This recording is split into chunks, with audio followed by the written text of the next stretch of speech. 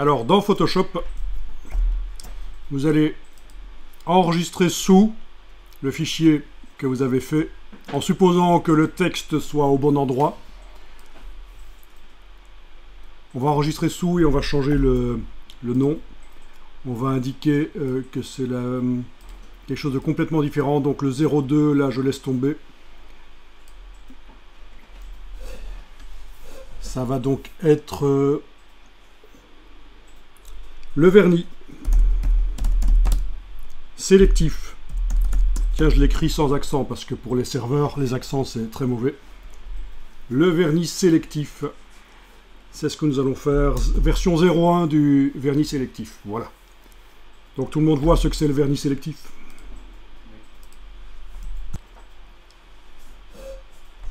On est bien en train de travailler sur la version le vernis sélectif. On va enlever les calques de forme. Voilà. Le texte panache ici chez moi, je vais le sélectionner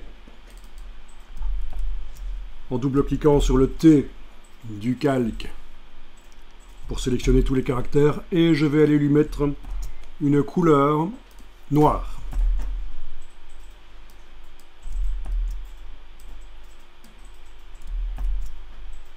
Ok. Puis,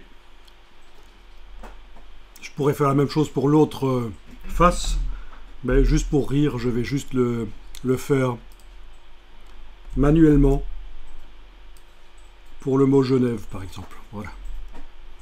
Que je sélectionne manuellement avec l'outil texte.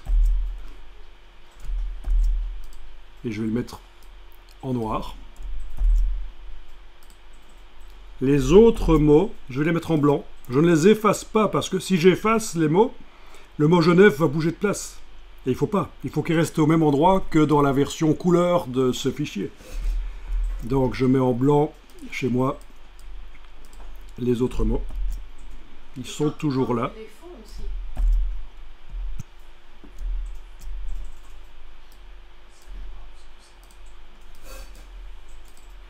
Voilà. Donc c'est l'endroit où il y aura le vernis sélectif. Alors on fait ça dans Photoshop, mais ça peut aussi se faire dans InDesign ou Illustrator, ce qu'on est en train de faire là.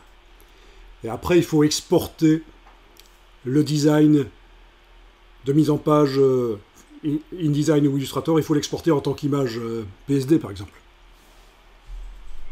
Et l'utiliser dans Dimension.